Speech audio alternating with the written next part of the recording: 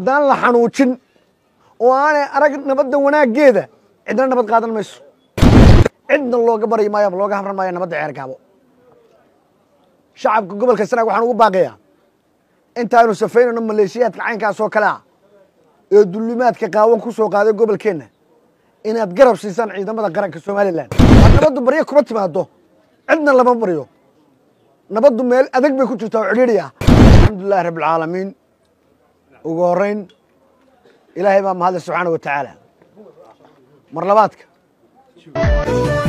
waxaan doonayaa saaka inaan ka hadlo xaaladda ka soo cusboonaatay guud ahaan gobolka Sanaag, gaar ahaana degmada Ceergaabo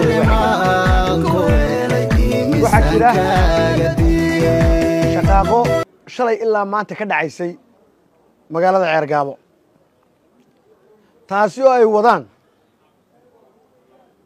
qayb maleeshiyaad ku soo duulay gobolka Sanaag ah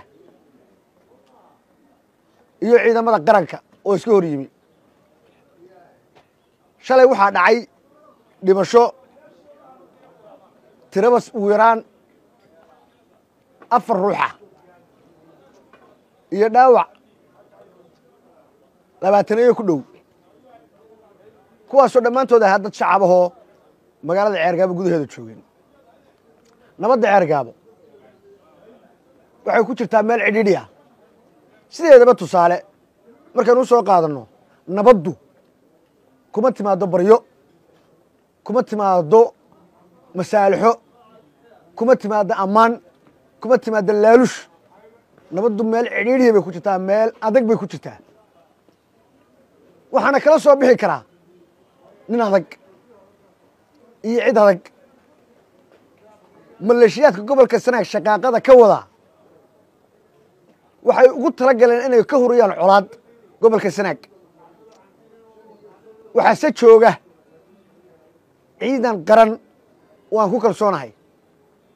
shacabka Soomaaliland waxaan u iftiiminayaa gobolka Sanaag waxaa ku dagaalamayaa ma aha beelo islaynaya oo deegaan isku haysta. marka hore horta shacabka gobolka Sanaag waxaa ku dagaalamaya waxaa weeye maamul doonaya inuu systemkiisu ka shaqeeyo iyo maamul kale oo doonaya inuu systemkiisa ka shaqeeyo. horta inaan fahanaa muhiimaddu tahay laba maamul baa Ceergaabo gudaheeda isku haysta. labada maamul midkood waa inuu hadhaa, midkoodna waa inuu Ceergaabo ka baxaa. midka Ceergaabo ka baxaya waa midka maleeshiyaadka iyo inamada yaryar ee lasoo khalday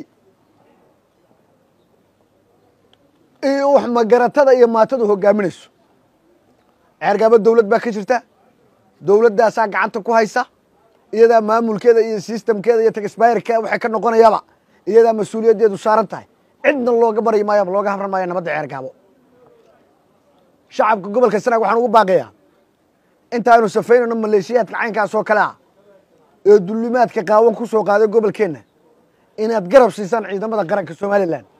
goobtii ay joogaan iyo meelaha ay ku gabanayaan iyo guryaha ay ku dhuumanayaanna ay ciidanka u tilmaantaan oo aad ka soo saartaan. maanta xukuumadda cusub ee dhalatay anigoo halkan hambaliyo uga daraya dhammaan wasiirada golaha wasiirada ee la magacaabay, waxaa laga filayaa inay tallaabada ugu horeysa ay qaadaan ay tahay inay gacanta dawladda ku soo celiyaan oo ay gacan ka geystaan oo ay tallaabo ka qaadaan maleeshiyaadka is urursaday ee gobolka Sanaag aaggiisa ku nool iyo sidoo kale gobolka Soomaaliland inta maqan oo dhan. xukuumadda taasaa maanta looga fadhiyaa, golaha wasiiradana taasay tallaabadooda ku tahay. maanta dadka nabadda loo baryayaa ee nabadda la weydiinayaa kuwa iyaga nabaddu ka go'do maaha. nabaddu waxay ka go'daa nimanka dabada ka soo riixaya. haddaan la xanuujin oo aanay arag nabadda wanaaggeeda cidna nabad qaadan mayso. waxaan idin leeyahay ciidanka qaranku ha xanuujiyaan oo tallaabaha ka qaadaan oo siday iminka u xanuujiyeen wallaahi iyaga ordayay bilaahi iyo tallaahi oo faraag kabaa gamcaan ku sitay u iman doonaan ciidanka qaranka odhan doonaan warna qabqabta waa annagana nooga daaya xanuujintanaan ugu wadaan. waa nabaddu baryo kuma timaado, cidna lama baryo. nabaddu meel adag bay ku jirtaa oo cidhiidhi ah. haddaydnaan meel adagoo cidhiya kala soo bixinna wallaahi bilaahi tallaahi shaarkaagaa la cunaya kabahaagaa la duminaya waan ku bogaadinayaa ciidanka qaranka iyo shacabka gobolka sanaag wixii dhintay ee shalay shaqaqadii iyo saaka ku dhintay waxaan leeyahay samri iyo iman allah inaga siiyo wixii dhaawacana ilaahay ha uga boogadhayo saakadana idinla hadlayo ceergaabo dabaddeeda dagaalku waa ka socdaa cidda is hortaaganna saan idiin sheegay waa laba dowladoodun dowlad doonaysa in maamulkeedu ceergaabo ka shaqeeyo iyo duulaan iyo kibir cad wadda iyo dowlad difaacanaysa dalkeeda iyo dadkeeda iyo deegaankeeda waxaan leeyahay ciidanka qaranka ha la isgarab taago ha lala shaqeeyo gamcaha ha la isqabsado wasalaamu calaykum waraxmat ullaahi wabarakaatu